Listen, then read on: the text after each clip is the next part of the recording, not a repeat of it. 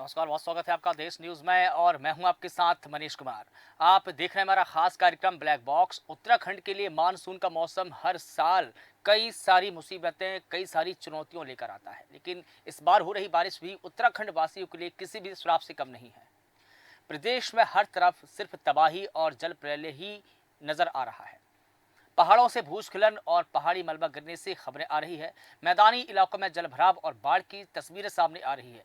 मैदानी इलाकों में सबसे ज्यादा अगर नुकसान कहीं पर हो रहा है तो वो हल्द्वानी, बनबसा, टकनपुर, सितारगंज और खटीमा, जहां जल प्रलय और बाढ़ जैसे हालात उत्पन्न हो गए हैं। जिस तरह से उत्तराखंड के पहाड़ों में रेलवे टनल के निर्माण के लिए तय क्षमता से अधिक मात्रा में ब्लास्ट करने के लिए विस्फोटकों का इस्तेमाल किया जा रहा है, उससे ये पहाड़ और कमजोर हो गए हैं। इतना ही नहीं, इसी साल जोशीमठ में भी भूधसाव और घरों में दरारें आने की घटना हुई थी। ये साल 2023 की घटना है। अभी भी जोशीमठ में स्थिति सामान्य नहीं है। भारी बारिश के चलते यहां पर अलकनंदा नदी का जल स्तर लगातार बढ़ता जा रहा है, जिससे एक बार फिर से पहाड़ के कटाव का खतरा बढ़ गया है। वहीं पिथौरागढ़ में भारी बारिश के चलते पहाड़ टूट कर गिर रहे हैं। अल्मोड़ा जिले से पहाड़ों के गिरने की खबरें आ रही है। प्रदेश में चार धाम यात्रा भी चल रही है, जिससे कि कारण यहां पर आने वाले लोगों की संख्या में लगातार बढ़ोतरी हुई है। सभी लोग सुरक्षित रहें, इसकी बड़ी चुनौती भी प्रदेश सरकार के सामने है। लेकिन भारी बारिश के चलते गंगोत्री और यमुनोत्री हाईवे बंद पड़ा हुआ है, तो उधर बारिश और भूस्खलन के चलते केदारनाथ यात्रा पर भी रोकने की अब यहां पर एडवाइजरी जारी कर दी गई है। बारिश के चलते बद्रीनाथ हाईवे बार बार भूस्खलन होने से बंद हो रहा है। अभी मौसम विभाग ने बारिश का अलर्ट जारी किया है, जो फिलहाल 17 जुलाई तक चलेगा।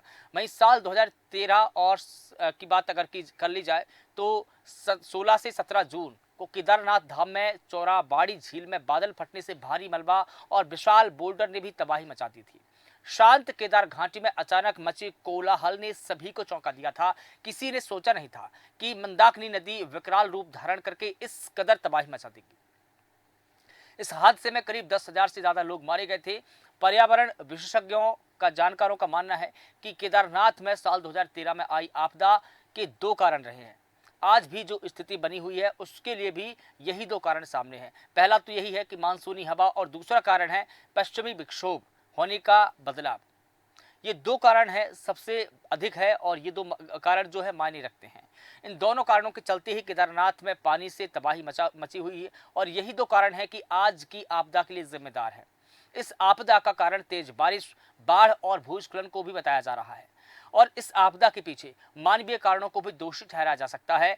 पहाड़ों में जरूरत से ज्यादा निर्माण, बहुत अधिक मात्रा में पर्यटकों की आवाजाही भी आपदा के प्रमुख कारण हो सकते हैं।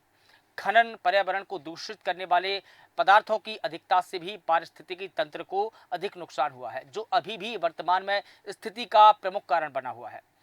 साल 2013 की वो आपदा सरकार के लिए एक सबक थी, जिसके बाद दोबारा कभी ऐसी भयानक आपदा प्रदेश में ना हो, इसके लिए तमाम सरकारों ने कई योजनाएं बनाई, कई प्रयास किए हैं। ऐसा नहीं है कि यहां जनता पर राज करने वाली दोनों ही सरकारों ने पहाड़ के विकास को कभी नजरअंदाज किया हो। अगर ऐसा होता तो आज उत्तराखंड में इतनी तेजी से विकास नहीं हो रहा होता, चाहे फिर वो विकास ऑल वेदर रोड, जिसे अब चारधाम यात्रा के नाम पर बदल दिया गया है, वो हो, या फिर तेजी से नदियों के ऊपर बने ब्रिजों का काम हो, ऋषिकेश से कर्णप्रयाग तक रेलवे लाइन बिछाने का काम हो, या फिर बद्रीनाथ धाम के पुनर्निर्माण की योजना हो। इन सभी के लिए वर्तमान की और केंद्र सरकार की और राज्य सरकार ने मिलकर इस पर काम किया है। ये सरकारों की योजना है। पर्यटन को बढ़ाने के लिए सरकार लगातार तमाम प्रयास कर रही है। केदारनाथ मंदिर का जहां कायाकल्प हो रहा है, तो वहीं बद्रीनाथ धाम के भी पुनर्निर्माण और कायाकल्प का काम चल रहा है। साथ ही ऋषिकेश में जल्द ही पर्यटकों को ग्लास ब्रिज की सौगात मिलने वाली है। हरिद्वार में हरि की पौड़ी में कॉरिडोर बनाने की योजना पर भी काम किया जा रहा है। ये तमाम काम जो है वो फिलहाल विकास के चल रहे हैं। क्या ये कारण हो सकते हैं? कई सारे फैक्टर हैं जो इन तबाही को निमंत्रण दे रहे हैं, लेकिन 5 फैक्टर और आपको बता दूं जो तबाही की वजह बन रही हैं। पहला देखिए, 5 फैक्टर कौन कौन से होते हैं। देहरादून स्थित Wadia institute of Himalayan geology के डायरेक्टर डॉक्टर कालाचंद साई ने बताया कि हिमाचल प्रदेश और उत्तराखंड में भूस्खलन के लिए एक फैक्टर जिम्मेदार नहीं है, बल्कि तमाम फैक्टर ऐसे हैं जो इसकी जड़ है, जिसमें क्लाइमेट फैक्टर हो सकता है। इसके अलावा एंथ्रोपोनेजिक एक्टिविटी हो सकती है। इसके अलावा एनवायरमेंटल डिग्रेडेशन हो सकता है, इसके अलावा एक्सेसिव रेनफॉल और नेचुरल एक्टिविटी भी शामिल है। इन सभी फैक्टर्स की वजहों से ही हिमाचल प्रदेश और उत्तराखंड में भूस्खलन की समस्या देखी जा रही है। साथ ही वर्तमान में इन दोनों राज्यों में जो स्थितियां बनी हुई है, इसमें सभी फैक्टर्स की अहम भूमिका रही है। अब देखिए, फैक्टर बाय फैक्टर मैं आपको बताता चलता हूं। सबसे पहले हम बात करेंगे क्लाइमेट फैक्टर पर। क्लाइमेट फैक्टर क्या है? देश और दुनिया में ग्लोबल वार्मिंग एक गंभीर समस्या बनती जा रही है। इसी ग्लोबल वार्मिंग की वजह से ही दुनिया भर में क्लाइमेट चेंज यानी कि जलवायु परिवर्तन देखा जा रहा है। और इतना ही नहीं, भूस्खलन को बढ़ावा देने में जलवायु परिवर्तन की अहम भूमिका रही है और ये एक बड़ा कारण, एक बड़ा फैक्टर माना जा रहा है। अब दूसरे फैक्टर पर हम बात करें, एनवायरमेंटल फैक्टर की बात करेंगे हम यहाँ पर। देखिए, एनवायरमेंटल डिग्रेडेशन क्या है? पर्यावरण क्षरण से भी भूस्खलन को काफी बल मिला है, क्योंकि पर्यावरण की उपयोगिता घटती जा रही है। इसके साथ ही लंबे समय से हिमालयी क्षेत्रों में तापमान में बदलाव देखा जा रहा है, जिसके तहत गर्मियों के सीजन में बहुत ज़्यादा गर्मी पड़ना और ठंड के मौसम में हद से ज़्यादा ठंड पड़ना। मौसम में बहुत ज़्यादा ठंड पड़ रही है और इसी के चलते पहाड़ी के अंदर जो फैक्टर हैं वो डेवलप हो जाते हैं और यही समय है, समय के साथ में ये फैक्टर बढ़ते जाते हैं, जिसके चलते भूस्खलन की घटना बढ़ती जाती है और ये जो फैक्टर है भूस्खलन का रूप ले लेते हैं। अब हम तीसरे फैक्टर की अगर बात करें, एंथ्रोपोजेनिक की, तो ये एंथ्रोपोजेनिक एक्टिविटी इसका भी एक बड़ा कारण है। मानव जनित गतिविधियों को ही एंथ्रोपोजेनिक एक्टिविटी कहा जाता है। दरअसल पर्वतीय क्षेत्रों में इंसानों द्वारा किए जा रहे अनियंत्रित विकास को भी एक बड़ी वजह माना जा रहा है।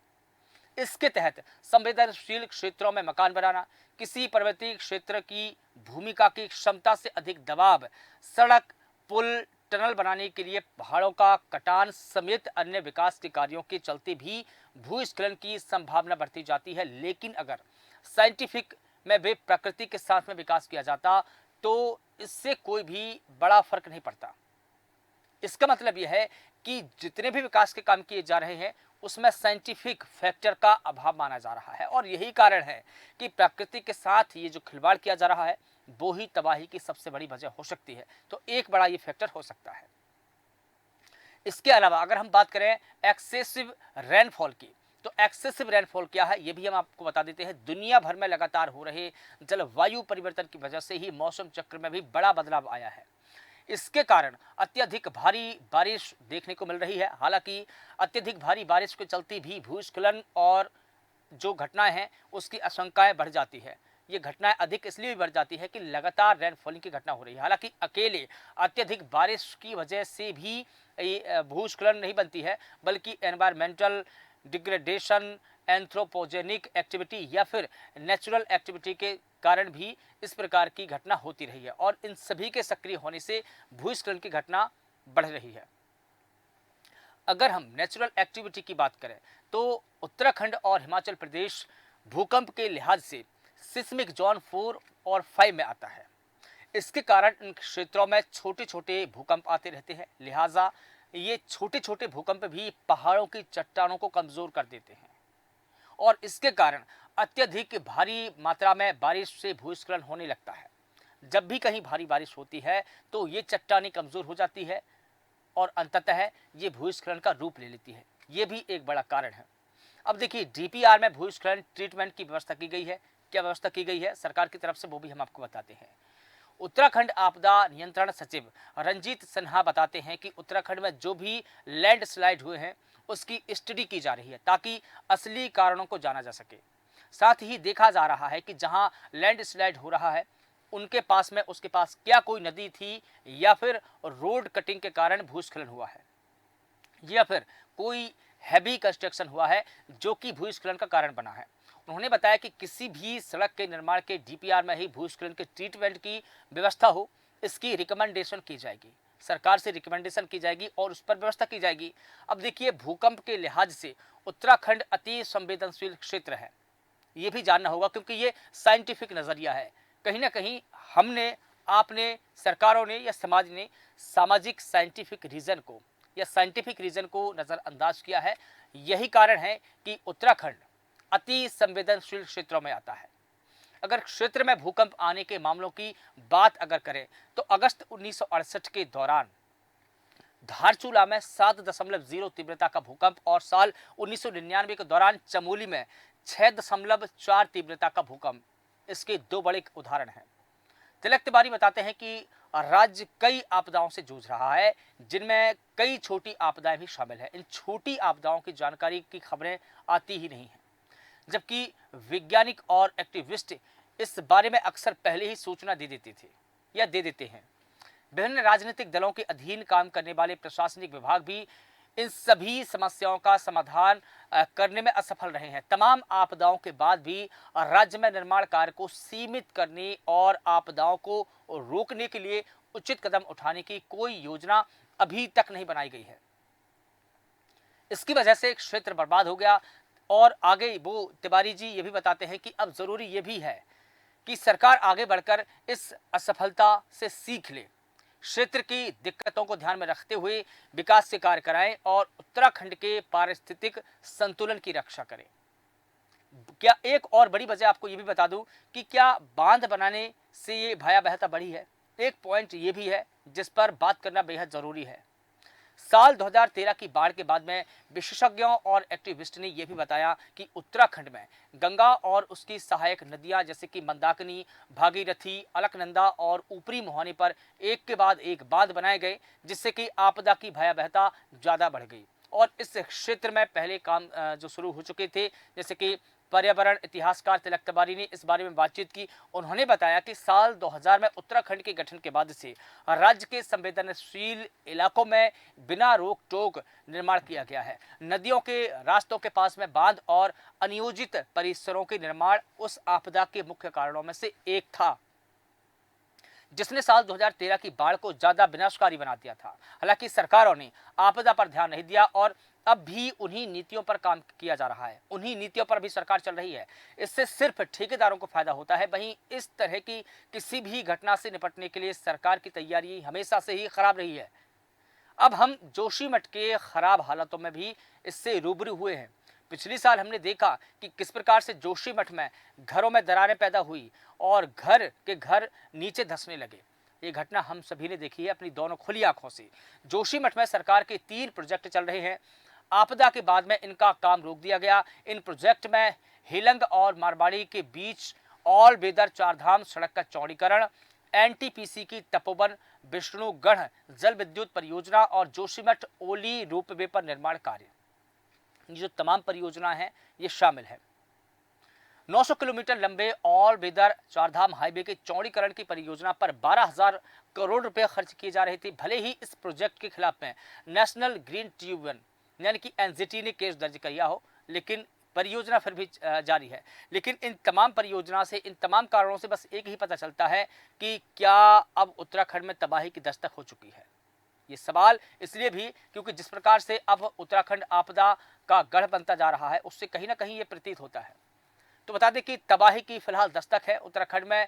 पहाड़ खिसक रहे हैं, क्या ये तबाही की दस्तक है? उत्तराखंड में नदियां उफान पर है, क्या ये तबाही की दस्तक है? लगातार इस प्रकार से भूस्खलन की घटना सामने आ रही है, क्या ये तबाही की दस्तक है? और किसकी लापरवाही से उत्तराखंड राज्य जो है आपदाग्रस्त बना हुआ है? फिलहाल देश न्यूज के खास कार्यक्रम ब्लैक बॉक्स में बस इतना ही। देश और दुनिया की तमाम बड़ी खबरों के लिए आप लगातार बने रहिए देश न्यूज के साथ। नमस्कार।